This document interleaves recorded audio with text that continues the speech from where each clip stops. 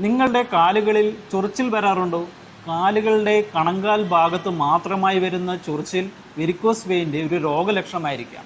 ചൊറിച്ചിൽ മാത്രമല്ല, കണങ്കാൽ ഭാഗത്ത് ചിലപ്പോൾ നിറവ്യത്യാസം ഉണ്ടാകാം. വെളുത്ത കളറോ കറുത്ത കളറോ ഉണ്ടെങ്കിലും അത് വെരിക്കോസ് വെയിൻ്റെ രോഗലക്ഷണമാകാം. ഈ ചൊറിച്ചിൽ വെരിക്കോസ് വെയിൻ്റെ പ്രോബ്ലം സിവിയർ ആവുമ്പോൾ മാത്രമാണ് വരുന്നത്. അതായത് ചൊറിഞ്ഞ് പൊട്ടുകയാണെങ്കിൽ അവിടെ നിന്നാണ് മുറിവുകൾ തുടങ്ങുന്നത്.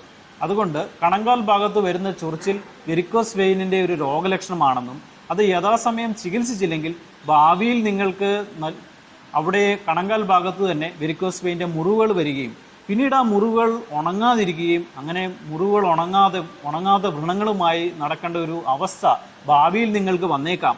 ഇത് വരാതിരിക്കാൻ യഥാസമയം കറക്റ്റായിട്ടുള്ള വെരിക്കോസ് വെയിൻ്റെ ചികിത്സ എടുക്കുകയും അതുവഴി നിങ്ങൾ മുറിവ് വരാതെ നോക്കാനും സാധിക്കും.